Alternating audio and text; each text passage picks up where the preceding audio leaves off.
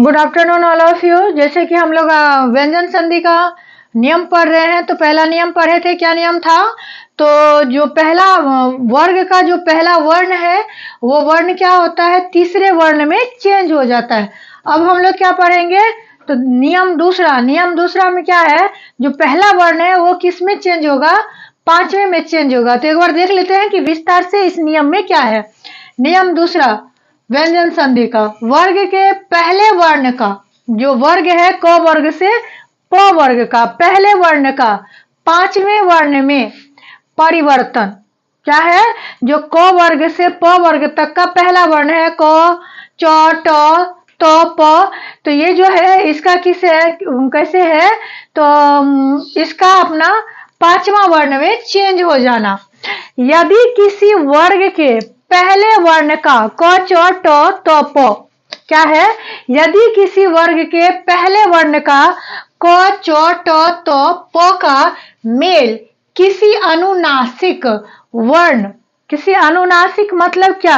जो कि नाक से उच्चारण किया जाता है उसे क्या कहते हैं? अनुनासिक। अनुनासिक वर्ण कौन सा होता है? तो हर वर्ग का पांचवा वर्ण क्या होता है? जो वर्ग का पांचवा वर्ण है, जैसे क ख का है अंग, च छ का य, ट ठ का मूर्धन्य न, त थ का न, प फ का म, इनमें क्या होगा? यानी चेंज हो जाना। यानी अनुनासिक वर्ण केवल न म से हो तो, अगर ये सारा न म से हो तो उसके स्थान पर उसी वर्ग का क्या हो जाएगा? पांचवा वर्ण हो जाएगा। तो पांचवा वर्ण क्या होगा? अंग, य, न और म। फिर से एक बार सुनिएगा कि वर्ग के पहले वर्ण का पांचवें वर्ण में परिवर्तन। वर्ग का क्या? पहले वर्ण का पांचवें वर्ण में परिवर्तन। यानी क है तो क का क्या हो जाएगा? अंग में परिवर्तित हो जाएगा क। तो फिर यदि किसी वर्ग के पहले वर्ण क हलंत, च हलंत, ट हलंत, त हलंत, प हलंत का मेल, इन पांचों का मेल किसी अनुनासिक वर्ण केवल न और म क्या है? न और म से हो तो उसके स्थान पर उसी वर्ग का पांचवा वर्ण अंग, य, न, म हो जाता है। फिर ध्यान से सुनिएगा, जो क, च, ट, त, प है उसका किससे मेल? तो न और म से अगर मेल होगा तो वो किस में चेंज हो जाएगा?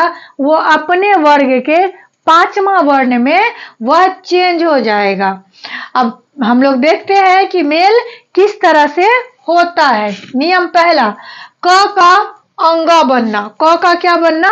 अंगा बनना। ध्यान रखिएगा कि किससे मेल होगा? न और म से मेल होगा। न और म से अगर मेल हो जाएगा यानी संयुक्त व्यंजन हो जाएगा, तो संयुक्त अक्षर हो जाएगा, तो वह क्या हो जाएगा? वो अपने वर्ण में, अंगों में यानी पांचवें वर्ण में परिवर्तित हो जाएगा।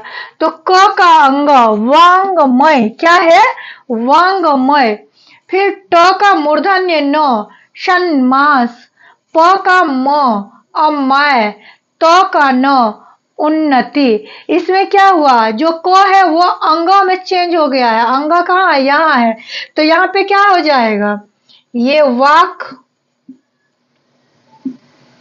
धन मय हो जाएगा। क्या हो जाएगा? वाक धन मय हो जाएगा। क्यों हो जाएगा? क्योंकि ये क का मेल किससे है? म से है। क आधा है, म पूरा है। तो जो क का मेल म से हुआ है, इसलिए ये क्या बन गया है? अंगा बन गया है। तो वाक धन मय बराबर वांगमय। समझ में आ गया होगा कि वाक धन मय बराबर वांगमय। उसके बाद है ट का मूर्धन्य न होना। ट का पांचवा वर्ण क्या है? ट ठ का, तो मूर्धन्य न है, तो षण्मास। तो यहाँ पे क्या हो जाएगा?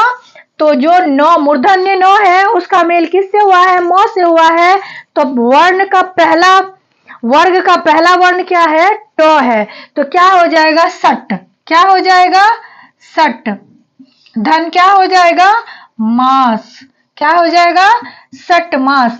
जो ये ट है, ट म से मिला है, म क्या है? अनुनासिक वर्ण है, तो इसीलिए उससे क्या हुआ है? मिला है, तो न का क्या हो गया? ट, यानी अपना पहले वर्ण में वो आ गया। तो यहाँ पे नियम ही क्या है कि जो पहला वर्ण है वो अपने पांचवें वर्ण में परिवर्तित हो जाती है। कैसे होती है? तो वो न या म से मेल होने के कारण वह अपने पांचवा वर्ण में बदल जाता है। अब प का म बनेगा, प का म बनेगा, कैसे बनेगा? तो यहाँ पे क्या है? अमय। क्या है? अममय। अब क्या बनेगा? तो यहाँ पे क्योंकि ये जो म है वह क्या था? प था, और यह म से मेल हुआ है, इसीलिए यह क्या बन गया? तो म बन गया, तो अममय हो गया। तो यहाँ पे क्या बन जाएगा? अप बन जाएगा। क्या बन जाएगा? तो अप बन जाएगा। अप धन मय बराबर अमय। समझ में आ गया होगा कि ये जो प है ये क्यों प है? क्योंकि ये जो पांचवा वर्ण प का म है यह किससे बना है? तो ये प से बना है, इसीलिए अप धन मय बराबर अमय। प अपना पांचवा वर्ण में परिवर्तित हो गया। अब क्या है? उन्नति। उन्नति में न है, न से मेल खाया मेल हुआ है, तो यहाँ पे ये न किस में आता है? ये न तो वर्ग में। किस में आता है? तो वर्ग में। तो क्या हो जाएगा? उत धन, उत धन क्या हो जाएगा? नति।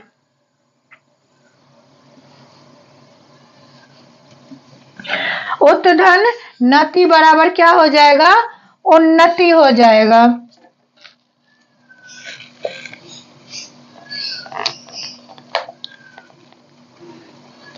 यहाँ तक आप लोगों को समझ में आ गया होगा। फिर से एक बार मैं दोहरा रही हूँ कि जो वर्ग का पहला वर्ण जो है, तो वर्ग कितना है? क वर्ग से प वर्ग। तो क वर्ग से प वर्ग तक का क, फिर च, फिर ट, फिर त, फिर प, इसका क्या? अपने पांचवा वर्ण में परिवर्तन हो जाना। कैसे हो जाना? क्यों हो जाना?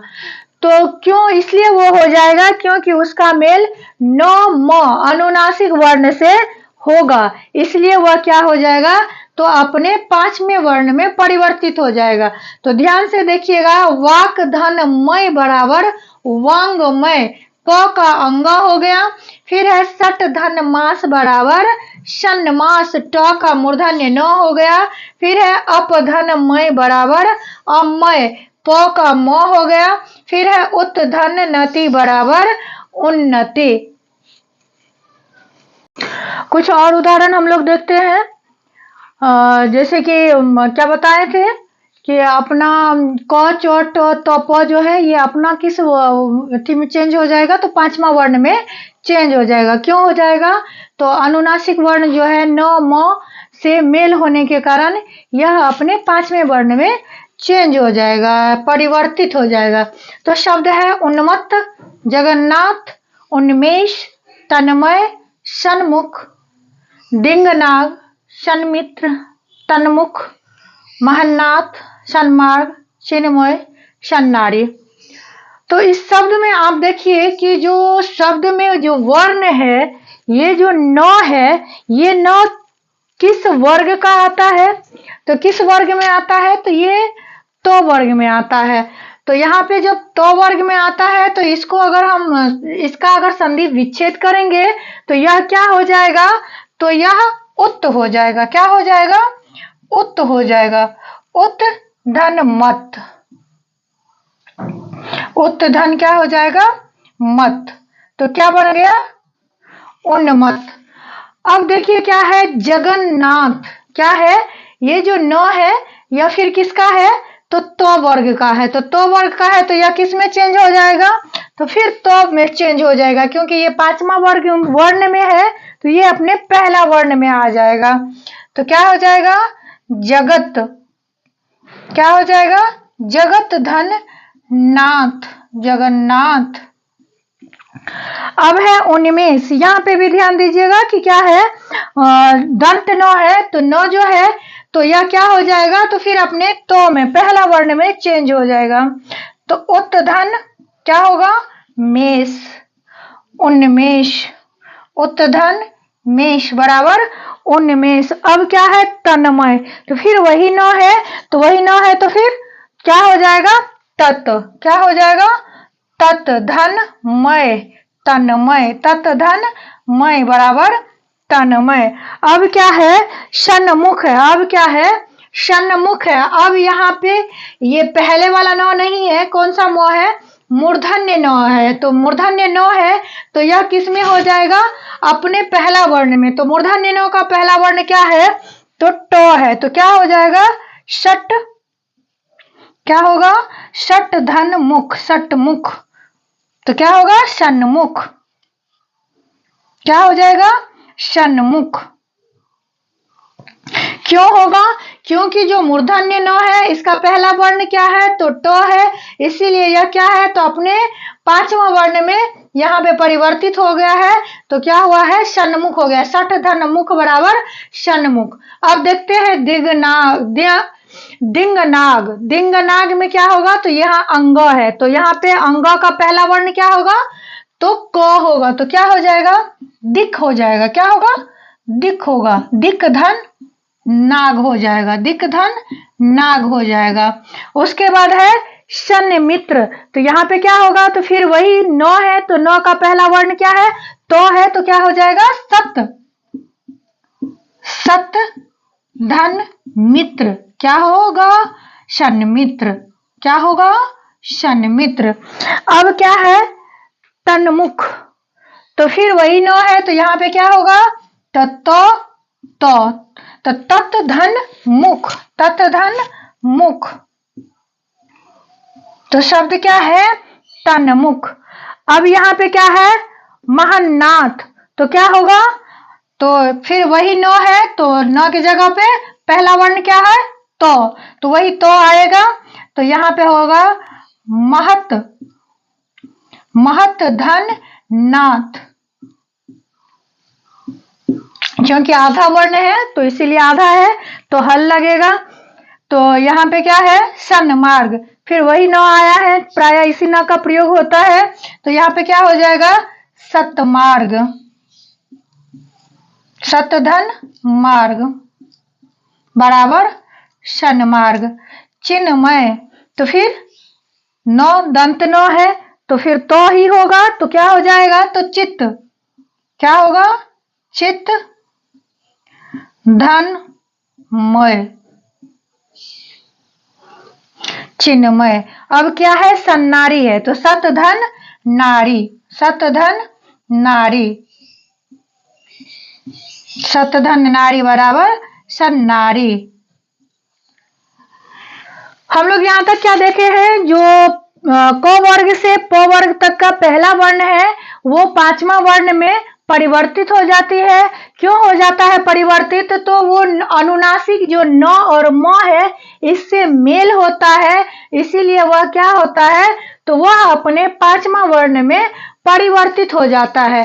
जिस तरह से आप लोग देखें कि उन्नमत का क्या है तो उत धन मत, तो किस में चेंज हो गया है नौ में। जगत धन नाथ जो तो है वह किस में चेंज है तो नौ में। उत धन मेष जो तो है वह किस में चेंज हुआ है तो फिर नौ में। तत धन मय किस में चेंज हुआ है अपना पांचवा वर्ण नौ में। षट धन मुख किस में चेंज हुआ है षण्मुख मूर्धन्य नौ में।